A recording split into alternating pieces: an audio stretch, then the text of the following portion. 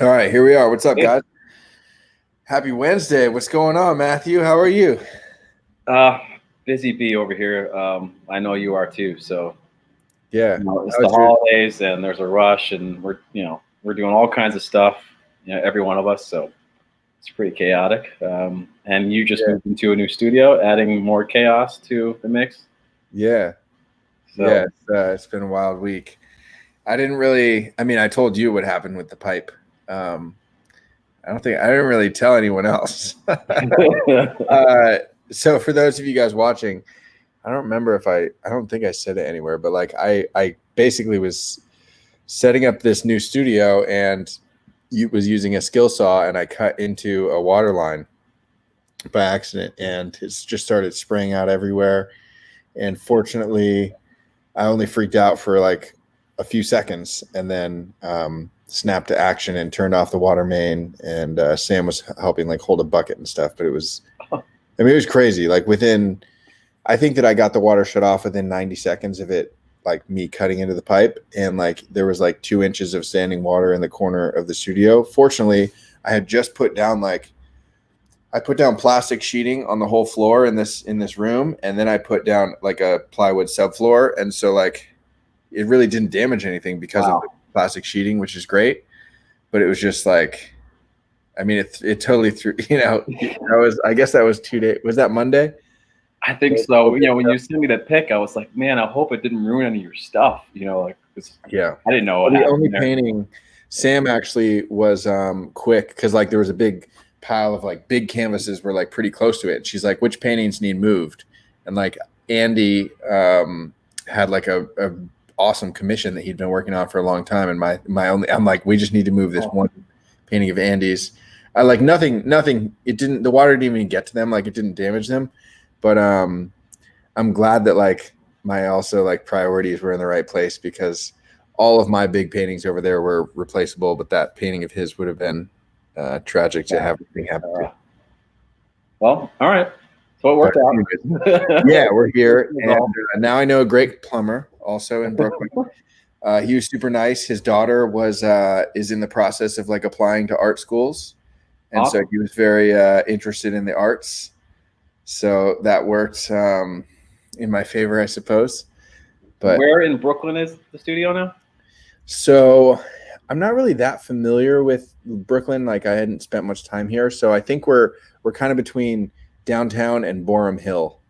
I don't know if you're familiar I with. don't know what Forum Hill is, but So it's like downtown. So like Atlantic, which is like one of the main streets where like Barclays Center is, where yeah, that's where the Nets play.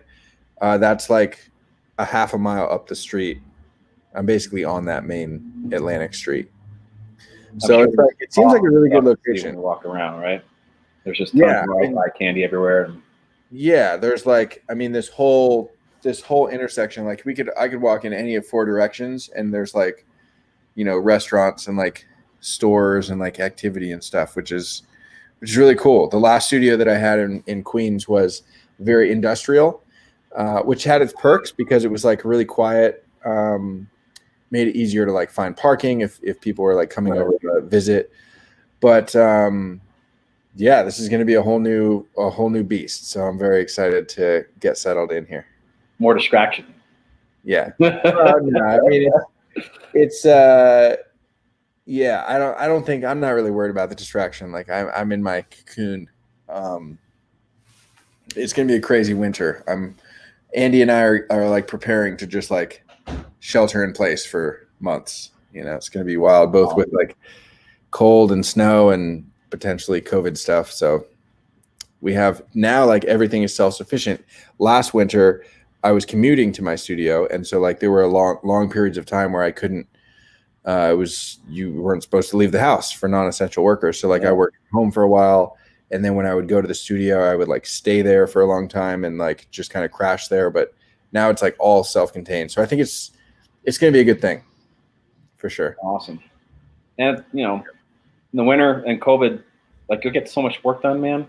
I love winter because I'm not tempted to go outside. Yeah. Forced to stay in and keep on working, so it's great. Yeah, that's awesome, man.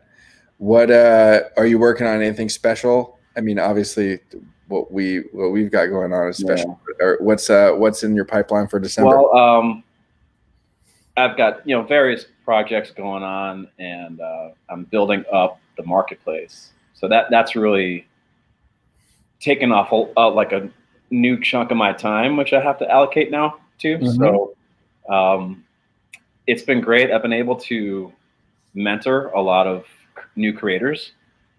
So Project 2020 really, as you know, inspired a lot of people to take on the arts in many forms, whether it's supporting the arts through buying art like yours and mine, or creating their own. Mm-hmm.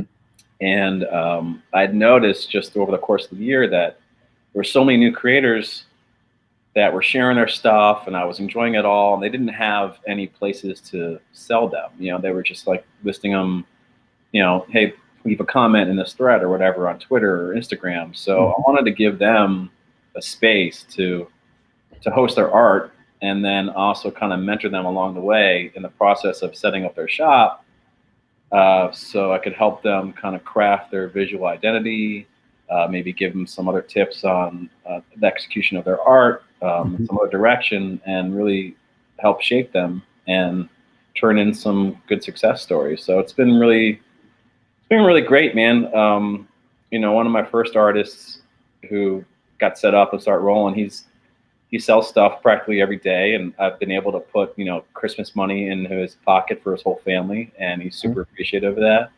And so I'm looking forward to building more stories like that for everyone else. So but that's taken on a lot of my time. Mm-hmm. So on top of that, I'm developing what I want to do for next year, which is still kind of secret, but I feel like I'm on my third album now, is the way I look at it. Nice. So like year one was like my diamond shape paintings. Album number 2 is my gum. And so I'm working on something new, totally different. I'm super excited about it. I just, not hinting really much about it yet, but I can't wait to kind of do something in a different direction. So, dude, that's awesome. I love to hear it. And then I was watching you and F-Dot earlier, obviously, and then you mentioned you were going to do something. You wanted to paint some Keith Haring stuff in the studio for yourself. Yeah, so I have like there's a handful of artists that I find very inspiring, and I just really enjoy their work. Keith Haring being one, Basquiat, Frida, Picasso, and so like of all the artists, yeah, like a lot. I mean, it's all, I guess, cliche, but they're the greats. They're the legends for a reason. So I think I painted portraits of all of them except for Keith. And I had, while I was moving, I just found this like giant photograph I had printed out of Keith that I was planning on cutting into a stencil and hadn't. I thought I was going to do it in my last studio, and it just never came. So when F-Dot was asking like what the first thing I might work on in my new studio, that just came to mind because it's newly discovered. Yeah. So I might work on that. It made me think of something that I want to show you. So I made, I did some Keith stuff. I don't know if you're familiar with Alan Wiggins. I'm not. I'm trying to find the camera here with my stuff. He was the leadoff hitter for the San Diego Padres for their World Series team in 1984. Nice. He was a really speedy guy, leadoff hitter, typical guy. Yeah. He battled a lot of drug problems. And so the year after the World Series, they went in 84 and 85. The Padres kind of got fed up with him and dealt him to the Orioles. So now he's an Oriole. And he lasted, maybe one more year before he just wrote himself out of the league with drug problems. And unfortunately, his drug use led to contracting AIDS. So he became the first known Major League Baseball player to die from AIDS. He died when he was like 33 years old. Wow. And then Keith Haring, who we know is a super AIDS advocate and also died of AIDS. They died like a year apart.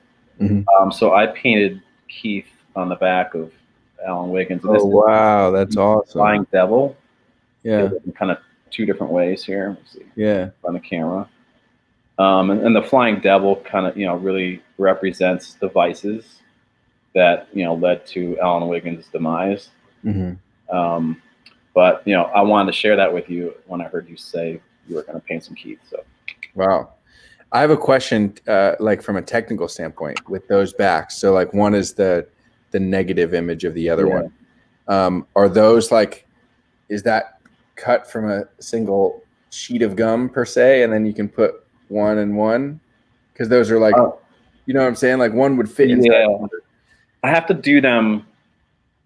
Like I do every stencil is individual for the card that it has to go onto. Got it. There isn't like a better process that I've developed yet.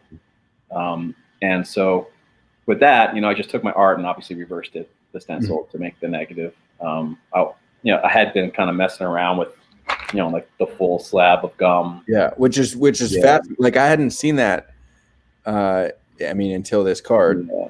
I've done a few of them, and I've really enjoyed them. And I've experimented in various ways. I like that because it's just a different composition, color-wise, and you get to see more of the gum itself. Versus here's the opposite image. Yeah, that's awesome. But yeah, so every card gets its own stencil. So when we did ours, I made 250 stencils for that. Which is that's insane. Yeah. And then like here, the fries and the container, 2 different stencils or a single stencil? Single stencil, and then I would just mask what I needed to mask to change the colors. Got it.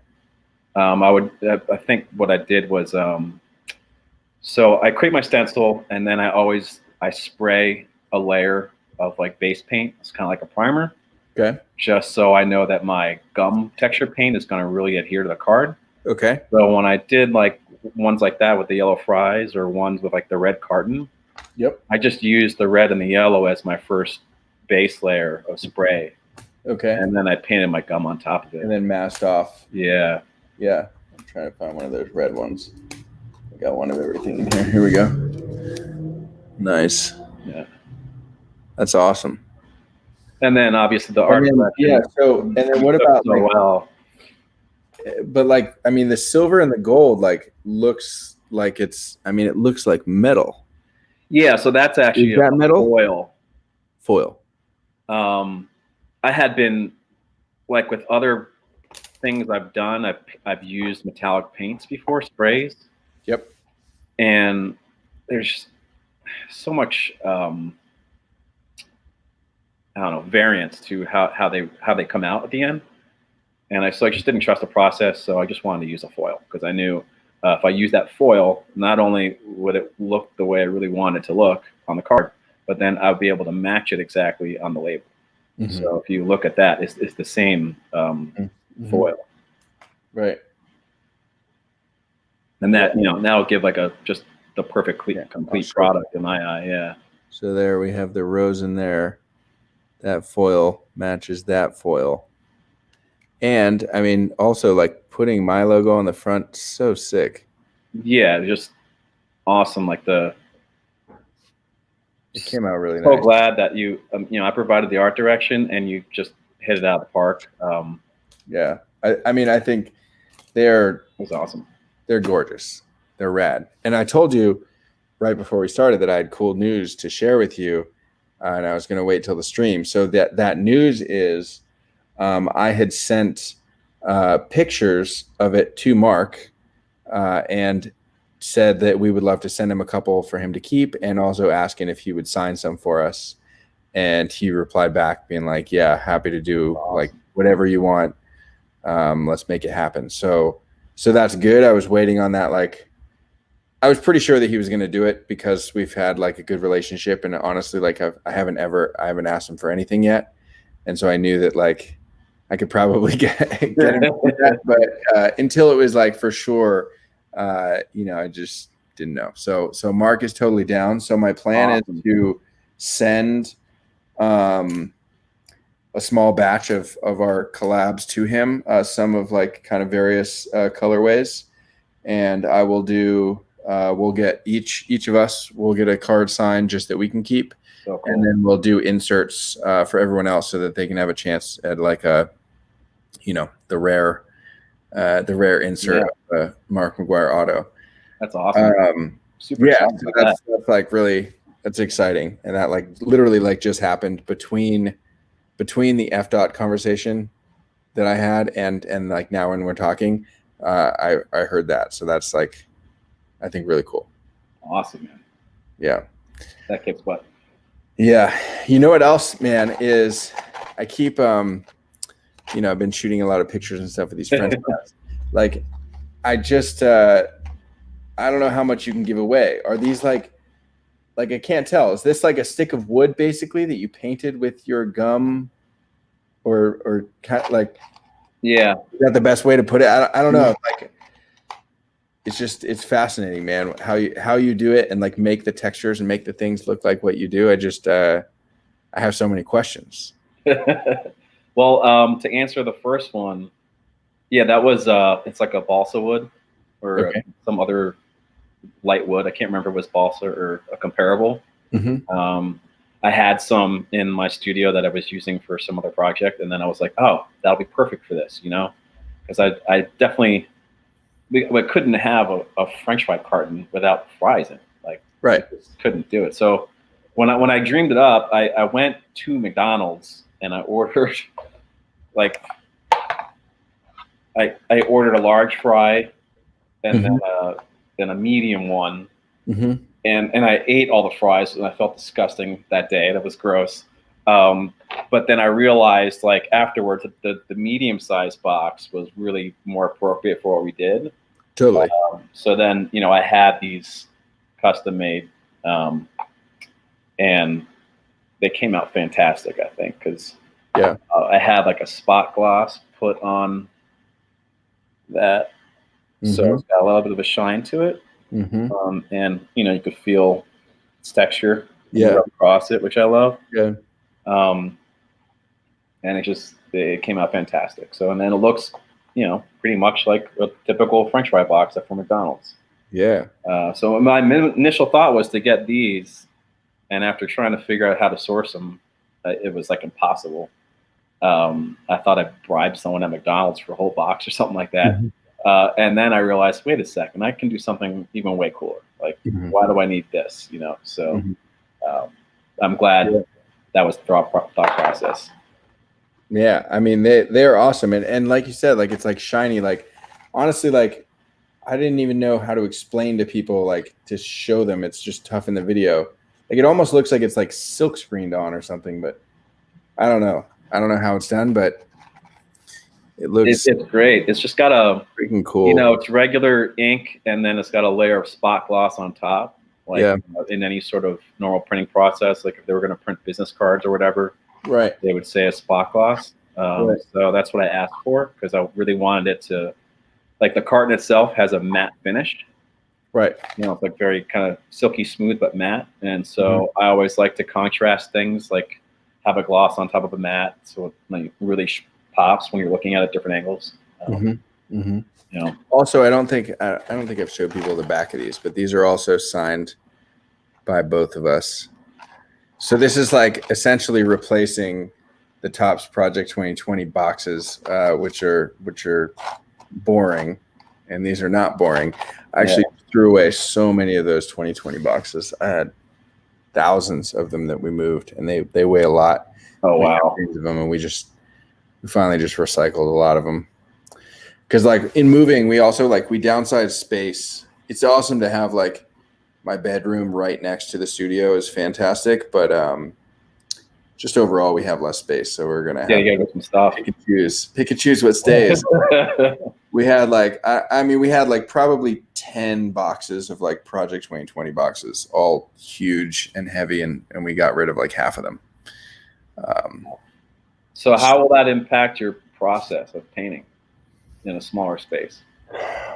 I mean, honestly, like the actual painting space, the painting room is not that much smaller. It's a little bit smaller, but only marginally so. That like I don't think it'll impact the creative process. It's just that like we had extra space before between apartment, and then like we had a second studio that was like mostly like shipping and kind of an office, and then another studio with Matt that was the podcast room.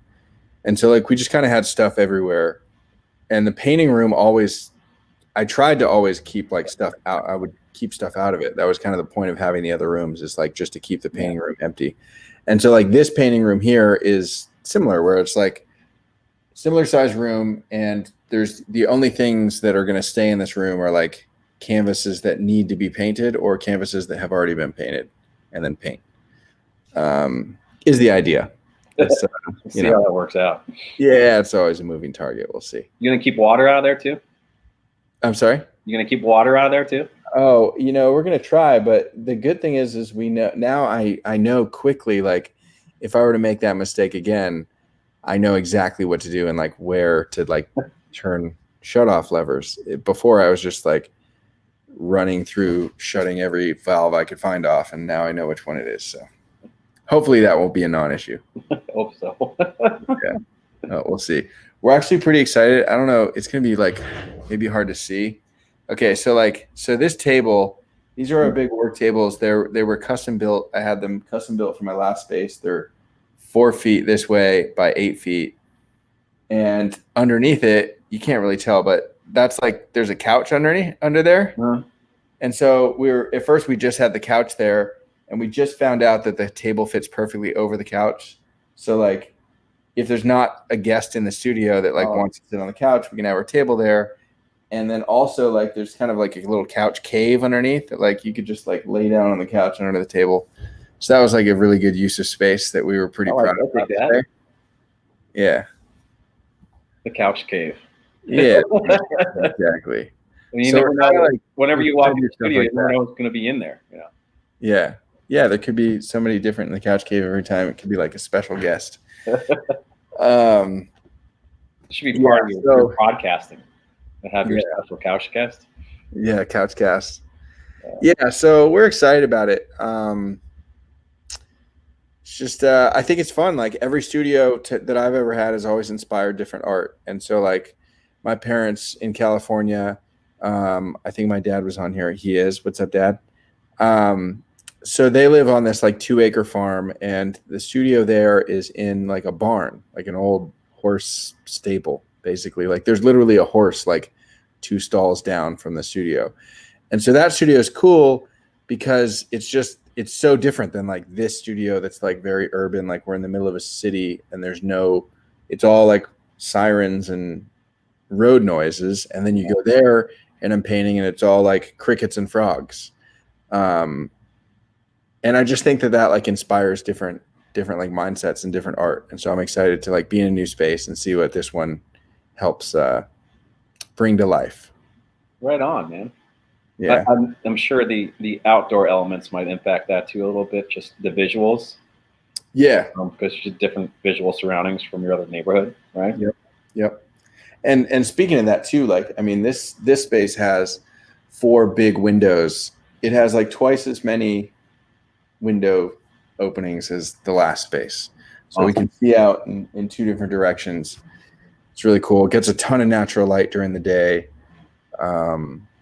It is interesting. I mean, we're like right on top of a train like runs underneath us. So like whenever the train runs by, like the whole house kind of shakes a little bit. You get the noise, which might be interesting with like doing pre-record. Like if I'm recording videos and that's happening, that would be a surprise. But yeah, I mean, I think it's going to be a fun adventure. At one point, you'll just never even notice anymore. I feel like it's not even there.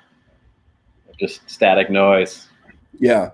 Well, to me, like I feel at first, like when we came here, I was in the bathroom the first time that it went by, and like my mind immediately went to like, oh, it's an earthquake, but like not like a big deal earthquake, just like a small one. Grown up in California, and so like it doesn't really bother me. I had already put it out of my mind of like, oh, it's just a small earthquake, but now it just happens like clockwork every 20 minutes, 15 minutes or whatever. Yeah. I used to live with the train behind me when I was younger, and my family used to joke, be like, well, if you close your eyes, it sounds just like the ocean. Like, all right, that's what I'll tell my guests, Yeah. Mike, yes, the heat and AC work at the new place. Well, actually, I haven't tested the AC. The heat works.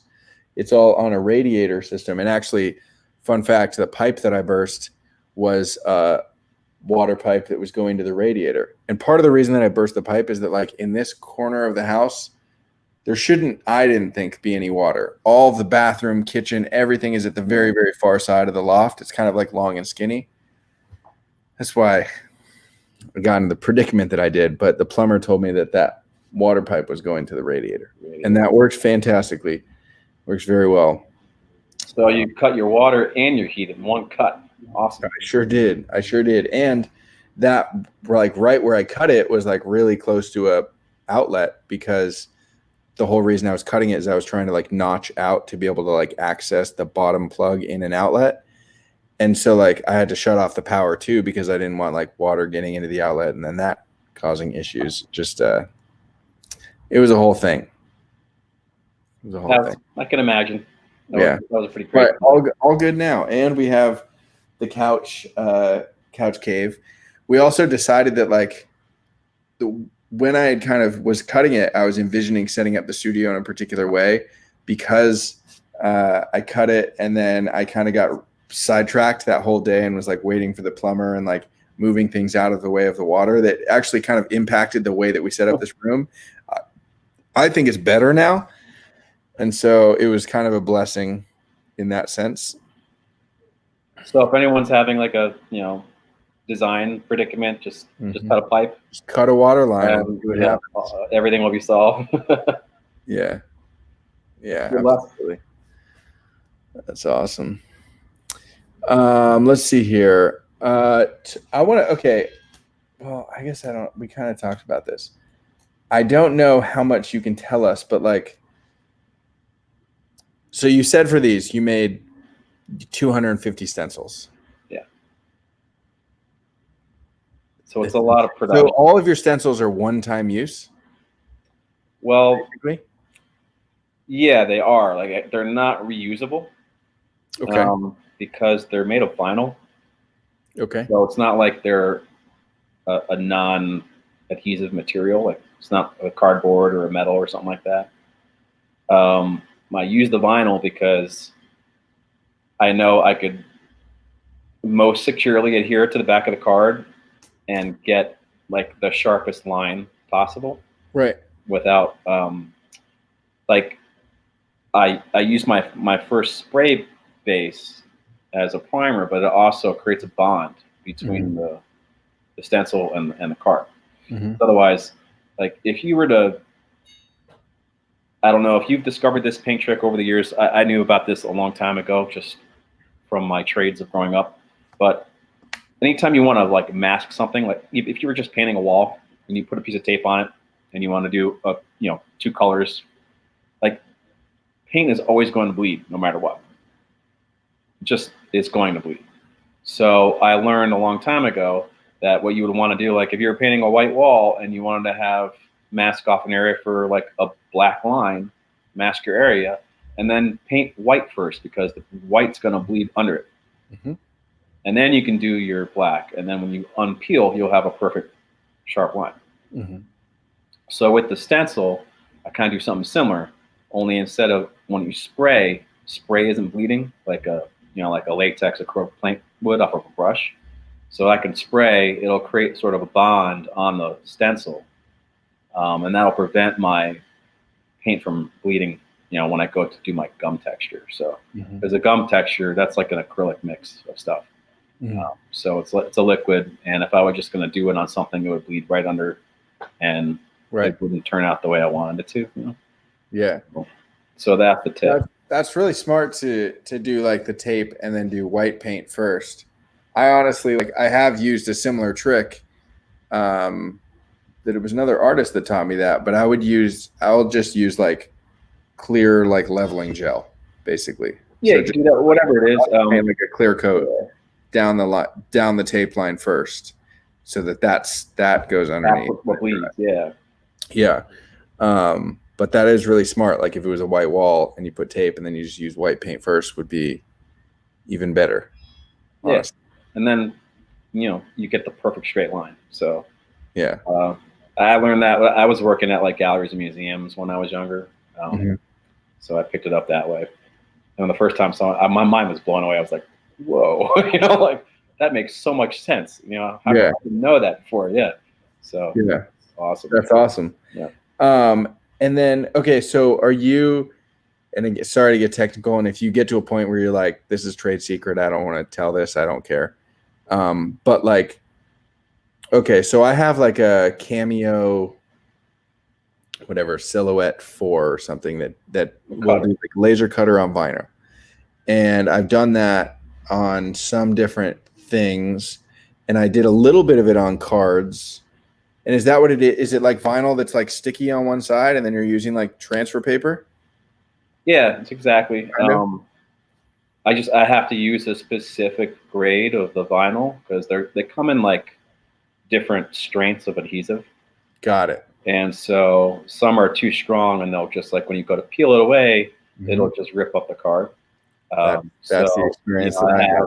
Yeah. Not every time, but I definitely I've ripped a handful of cards trying to do little vinyl spray paint stencils, and yeah, made a mess. It's unfortunate when it happens, and even like sometimes I'll get like a bad batch of vinyl. Like it's be like I'll order the same product that I did the last time or something, and then it's made a little differently. It's too strong, and I ruined some cards.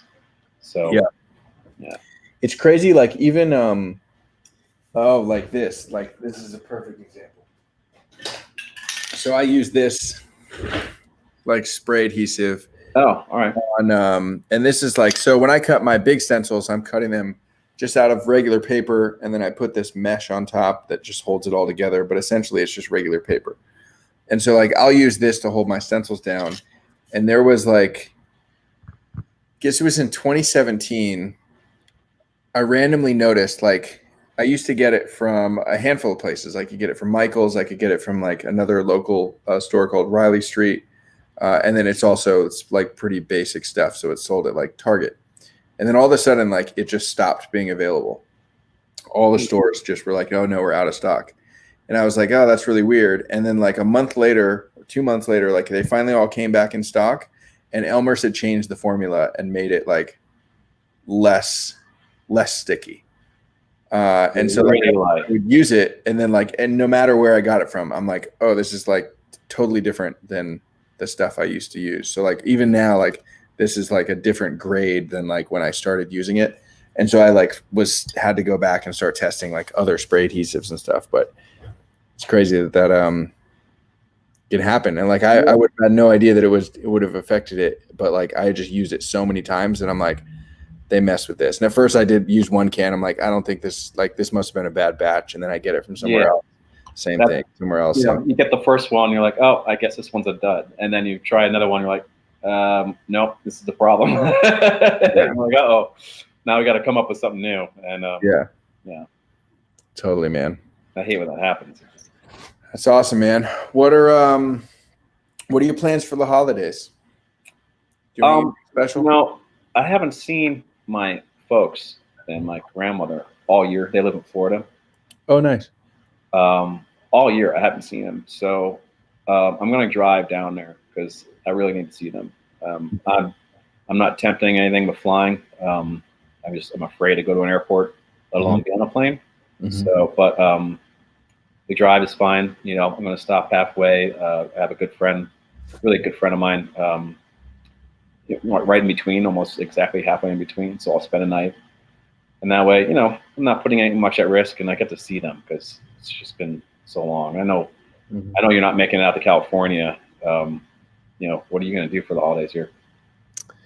Yeah, man, it's the first year in a long time that I will not have gone back to California.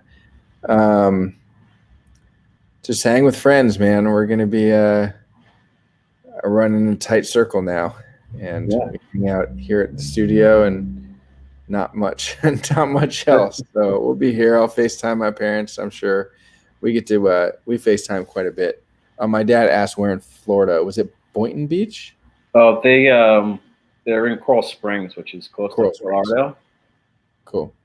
It's where I grew up for most of my childhood. So it'll be nice to get down there. I know they're itching and I'm itching, Mm-hmm. So my grandmother is, in her late 90s. Like to see her too. So Mm-hmm. Yeah, it's a big predicament. I used to fly like 30 weeks of the year, and I don't even want to get close to an airport right now. So yeah. We lived in Sarasota for almost a decade as a kid, so we spent a lot of time in Florida. probably saw a bunch of minor league baseball, didn't you? We did. And I mean, there was spring training too, like right close to us. It was awesome. Saw the was it the White Sox, Texas Rangers. I'm sure my dad can chime in and fill in on everything, but yeah, it was good, man. And Florida is awesome. It's the ocean in Florida. There's nothing like it, where it's like a bath. I love it. Yeah, We're up the Gulf Coast. Yeah, it was awesome. And I live right across the street from the water here in Chicago, Mm-hmm. Michigan, though, and it's always cold. No matter what, to me, it's always cold. Yeah. So I try to explain that to people, and they're like, "I don't get it." Like, they're swimming around there in the summer, and I'm like, "Man, it's just too cold." Like, what do you mean it's too cold? I'm like, I need bath water. Yeah. No, for sure, man. Yeah, it's gonna be it'll be an interesting holiday, but I think it's good, man. I'm just excited to get to work in the new space and kind of get into a new rhythm. It's been weeks of in transit, and I haven't really been able to like produce work in the kind of at the cadence that I would like to. A lot of what I do, like I don't spend a ton of time on any particular piece, but I'm always doing something, always starting something new. Got a bunch of irons, kind of in the fire. And I miss that. And now I'm kind of like all the irons were all moving related. Okay, we need to, set up the new studio. We have to paint the old studio floors and walls and fill the holes. It was like a lot of hands-on stuff that wasn't like artistic. And so that's been tough. And I'm excited for like this month and just like riding it out. And honestly, like if New York, I feel like could shut down at any time. I don't know if school is actually shut down or not. I thought they were going to shut down, but like I'm embracing, like I'm ready for just like everyone to just go into quarantine mode, and I'll just be posted up here because we finally have everything we need to ready to roll. Yeah, that was a tough time to move just because it's so busy right now. But it's amazing that you did it. Yeah, it was crazy, but it had to happen. And honestly, like it's such a good time to be moving because nobody wants to move. And and everyone's trying to like leave New York before the winter. And so it was just like, it was a really good renter's market to like negotiate we found our dream spot basically. Awesome. and then negotiated. We still pay ridiculous rent, but like comparatively it's better than it would have been a year ago. And, also, it's consolidating like an apartment and a studio into like a single rental situation. So we're in a very good spot for the next year to make some moves, and like we have everything we need, all self-contained in this little area, and then also like 2 blocks in any direction, we could find anything that we needed to if we had to leave the house. It's all right there. It's amazing. Yeah. So what's on tap next? Because Project 2020 is coming to an end. Man, so there's 2 projects that I'm working on that I can't talk about quite yet, but very soon I can. And I know, like you said, you're so excited about 2021 and kind of the evolution of the diamond canvases to the gum and stuff. This is, I wouldn't say it's a far stretch of an evolution from what I'm doing right now. It's in the same vein, but it's just a new project, 2 new projects in the same kind of space that I'm super excited about and have 72 paintings to make. Oh, wow. Basically. Awesome. Yeah, it's going to be great. Most of those have to be done before the end of the year. So that's why I'm like excited to be set up here, because I have my work cut out for me. It's What going is to be the crazy. scale that they have to be? The scale that I'm working on for this, the set that's due the soonest, is going to be like 12 by 12. They'll be small works. But then the other 20 that I'm doing for next year will probably be the same as I've done for Project 2020, 18 by 24. And that's really like 18 by 24 artwork sitting on a 20 by 30 canvas. And so like sometimes with the cards, like the Tony Gwynn card that comes out now, like the borders will kind of push out. But yeah, it's going to be insane. Did they ask all the artists to produce on like the same specs, like everyone paint on the same size canvas, or is it just up to you guys? No, so they just gave us like a Photoshop file of the completed card, which is just like the size of a card, 2.5 by 3.5. There's some bleed around it at 600 DPI. And so like the artists that were doing it just as like graphic design probably just like opened that file and then created it that size. Honestly, like the size I chose was kind of arbitrary. At first I started bigger. I did the first version of Nolan Ryan was 24 by 36. And then I decided to redo it. And then at that time, fortunately, I decided like I need to scale this down because if I try and do all of the paintings this big, it's going to just take more paint and more space and more time. So I think everyone's doing it different. Like Gregory Siff, I know like he's done some cards that he's designed that are literally like the size of a baseball card, and that's the size of the original. And then he has some that are 30 by 40, like his Derek Jeter was a much bigger painting. And so like it'd be interesting to see all of his works. All of mine are exactly the same. And I think like I had that in mind of like thinking of like making like a nice gallery set like down the road. I think it would be fascinating to see like Gregory's originals because some would be like this big and some would be huge, you know. And then there's a lot of artists that do them digitally, so it could just be whatever size that computer screen. What a cool project. I mean, what else can you say? It's changed the whole scene for everyone.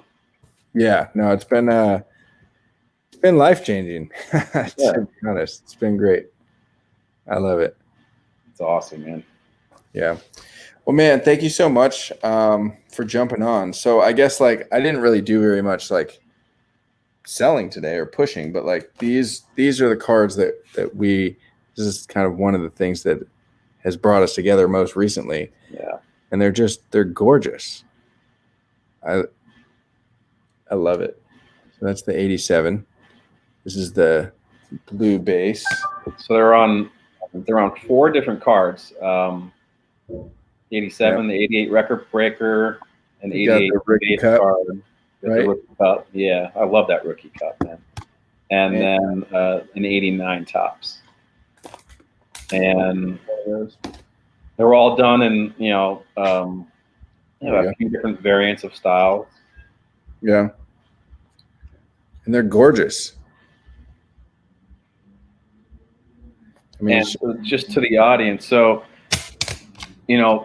Blake's paint on one side matches my side. So if I have like the silver foiled card where there's a yellow, there's yellow prize on that side. Yep. And when you flip it over, yellow here. Paint, got the yellow paint.